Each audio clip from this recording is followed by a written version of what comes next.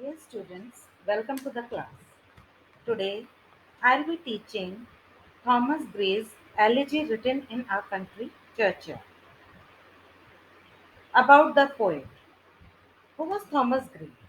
Alongside Alexander Pope, Thomas Gray is one of the most important English poets of the 18th century.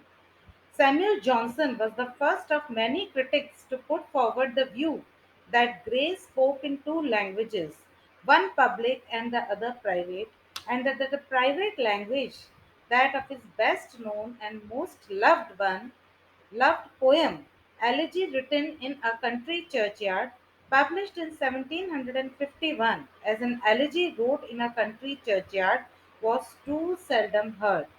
The account is divided into three major parts.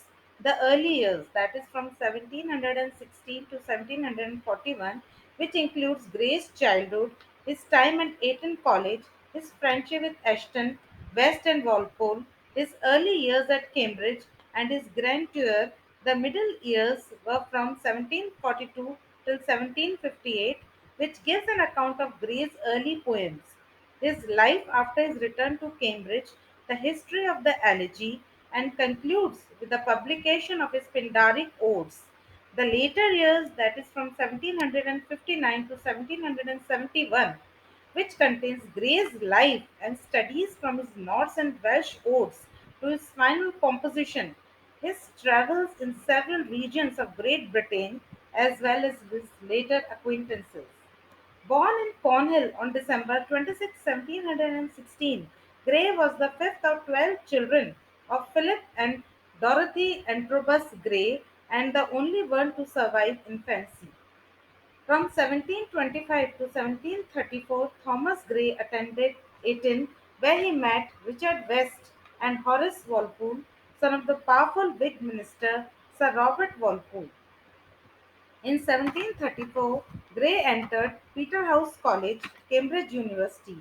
4 years later, he left Cambridge without a degree, intending to read law at the Inner Temple in London. Instead, he and Horace Walpole sailed from Dover on March 29, 1739 for a continental tour. The two quarreled at Reggio, Italy in May 1741. Gray continued the tour alone. Except for his mother, fellow poet Richard West was the person most dear to Gray, and his death from consumption on June 1st, 1742 was a grievous loss to the Gray. West's death did inspire the well known, largely because of Wordsworth's use of it, sonnet on the death of Richard West, yet it is the shortest and least significant work of the year. The Ode on the Spring 1748 owes something to an ode West sent Gray on May 5th, 1742, and an ode on a distant prospect of Eton College in 1747 may owe something to West's ode to Mary Magdalene. The Hymn to Adversity 1753 and the unfinished Hymn to Ignorance 1768 complete the work of the year, which together with 1741 may comprise Gray's most critical emotional period. Gray's poetry is concerned with the rejection of sexual desire. The figure of the poet in his poems is often a lonely, alienated, and marginal one, and various muses or surrogate mother figures are invoked in a manner somewhat anticipatory of John Keats's employment of similar figures for aid or guidance. The typical plot of the four longer poems of 1742 was to do with engaging some figure of desire to repudiate it, as in the Ode on the Spring or as in the Eton College, or to lament lost innocence. Sometimes, as in the Hymn to Adversity, a harsh and repressive figure is conjured to rebuke excessive desire and to aid in the formation of a modest and human fellowship, the transposed and social form of sexual desire. In the Hymn to Ignorance, a goddess clearly modeled on Pope's dullness in the Dunciad 1728 is used to rebuke the eye who longs for the maternal and demonic presence. In different but related ways, these four poems enact the poet's quest for his tutelary spirit for the muse who will preside over the making of poetic and personal identity. Introduction of the poem Elegy, written in a country churchyard, is the British writer Thomas Gray's most famous poem, first published in 1751. The poem's speaker calmly mulls over death while standing in a rural graveyard in the evening. Taking stock of the graves, he reflects that death comes for everyone in the end and notes that the elaborate tombs of the rich won't bring the occupants back from the dead. He also commemorates the common folk buried in the churchyard by imagining the lives they have lived had they been born into better circumstances, and considers the benefits of anonymity. The poem ends with his own imagined epitaph. Thomas Gray's Elegy, written in a country churchyard, belongs to the genre of elegy. An elegy is a poem written to mourn a person's death. Gray wrote this elegy in the year 1742. However, he published it only in the year 1751. He wrote this poem after the death of his friend Richard West. The poem is an elegy of the common man.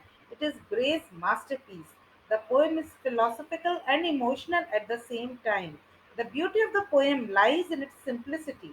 Nonetheless, the poet brings out the ultimate truth about life and death in free flowing poetic lines. Context of the poem: the immediate inspiration for the elegy came from the graves in the churchyard at Stoke Spokes. The other inspiration for it might have been the early death of Richard West in 1742, one of Gray's most intimate friends. It is by common consensus the greatest poetic achievement of Gray and one of the greatest and most popular poems in the English language. The poem was written or meditated in the churchyard at Stockpokes, where Gray often visited members of his family. There he wandered all alone in fields and lanes in a pensive and melancholy mood. The countryside was rich in scenic beauty and natural sounds, and the poet felt a natural inclination towards them. He retained them in his memory and described them with vividness and accuracy in the poem. The place was also very suitable for Gray's contemplative musings on human life, and there is, however, no need to localize the poem. The feelings and thoughts expressed in it are permanent and universal, and might have been inspired by any country churchyard. Gray sings of the miserable lot of the human poor and neglected village folks, such as may be found anywhere in the world, and probably will continue to be found as long as the world and the civilization survive. Gray's sympathy for them is sincere, his feelings genuine, his outlook philosophical, his tone contemplative, and his emotions calm and controlled. Popularity of the poem: it is indeed one of the five greatest elegies in English literature, the other four being Milton's Lycidas, Shelley's Adonis, Tennyson's In Memoriam, and Matthew Arnold's Thyrsis.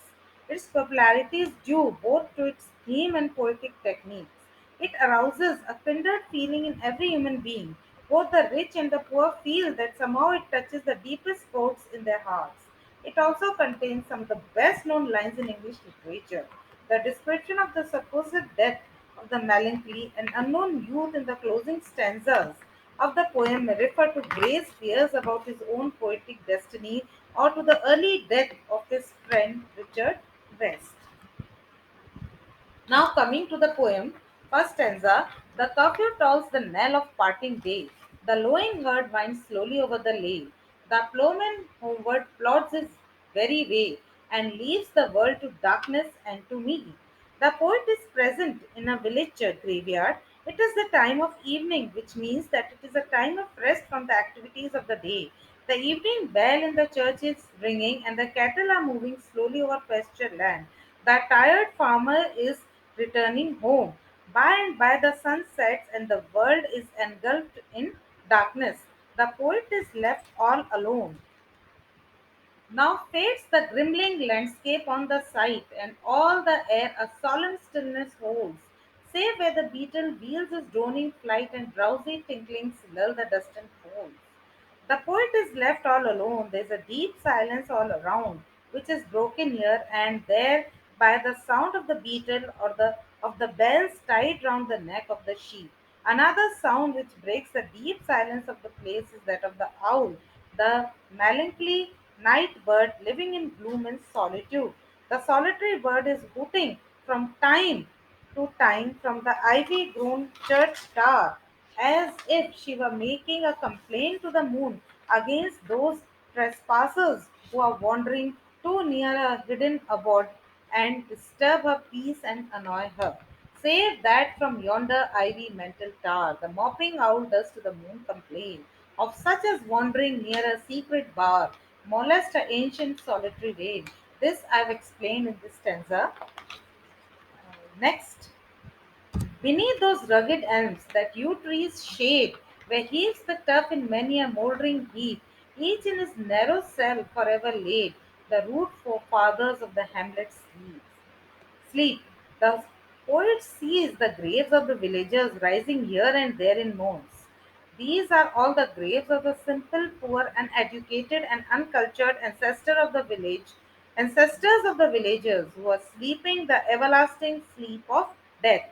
The fresh and uh, fragrant morning airs, the twittering of the swallows, uh, the crowing of the cock or the bugle of the huntsman will never waken them from their sleep. The breezy call of incense breathing morn, the swallow twittering from the straw built shed, the cock's shrill clarion or the echoing horn no more shall rouse them from their lowly bed. That means all these activities will not uh, rise these living people from their death.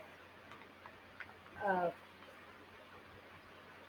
For them no more the blazing hut shall burn, or busy housewife ply her evening care. No children run to list their sire's return, or climb his knees the envied kiss to share.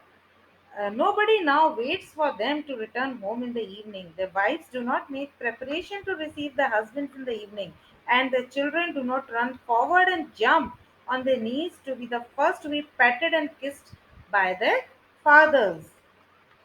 Off did the harvest to the sickle yield, the furrow of the stubborn glavers broke. How jocund did they drive the team afield, how bowed the woods beneath their sturdy stove. Now, the villagers, when they were alive, were happy in performing the simple yet strenuous duties. Some of the duties were to cut the ripe crops with their scythes, to plough and cultivate the fields, and to hew down the trees by the sickle. But since now they are dead, all these activities cannot be performed by them, and the poet mourns their death. And in now I have done only 7 stanzas. Next stanzas I'll take up in the next video. Thank you very much.